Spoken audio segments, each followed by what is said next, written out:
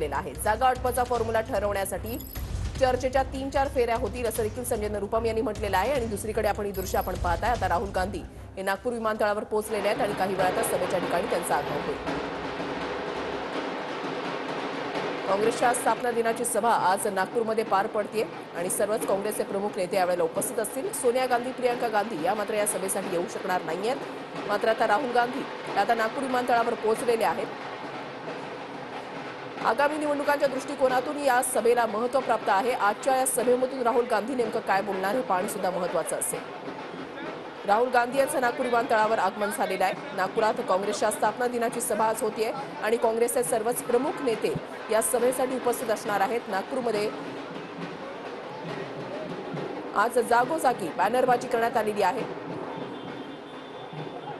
आणि आता राहुल गांधी हे नागपूर विमानतळावर पोहोचले, त्या ठिकाणाहून ते आता सभेच्या ठिकाणी पोहोचतील। नागपूरमध्ये काँग्रेसच्या स्थापना दिनाची आज सभा पार पडते। जवळपास 50 एकर जागेवर ही भव्य अशी सभा होतीये आणि यासाठी काँग्रेसचे सर्व प्रमुख नेते हे सभेच्या ठिकाणी पोहोचलेले आहेत।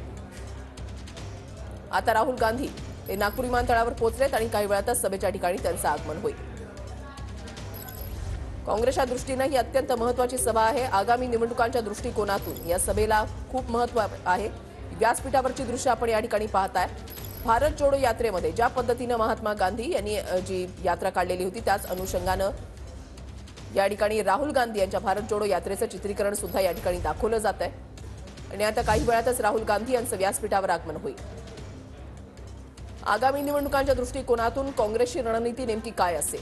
उद्या दिल्लीमध्ये जी महत्त्वपूर्ण बैठक होणार आहे लोकसभेच्या जागा वाटपासंदर्भात, तर त्याकडे सुद्धा सर्वांचं लक्ष लागलेलं आहे आणि आता लोकांची गर्दी या ठिकाणी व्हायला सुरुवात झालेली आहे। कार्यकर्ते जे आहेत ते सकाळपासूनच या ठिकाणी जमा व्हायला सुरुवात झालेली आहे। गजानन उमाटे आमचे प्रतिनिधी आमच्या सोबत आहेत, अधिक तपशील त्यांच्याकडून जाणून घेणार आहोत। गजानन, नागपूर विमानतळावर राहुल गांधी यांचं आगमन झालंय, काही क्षणापूर्वीच ते या ठिकाणाहून निघालेले आहेत। नक्कीच राहुल गांधी नागपुरात दाखल झालेले आहे। नक्की काही वेळातच सभास्थळी दाखल होणार आहे।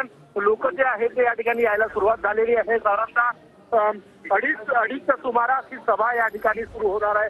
अत्यंत महत्वपूर्ण सभा। या सभेला सोनिया गांधी आणि प्रियंका गांधी सुद्धा येणार होत्या, परंतु वेळेवर त्यांचा कार्यक्रम जो आहे तो कॅन्सल करण्यात आलेला आहे।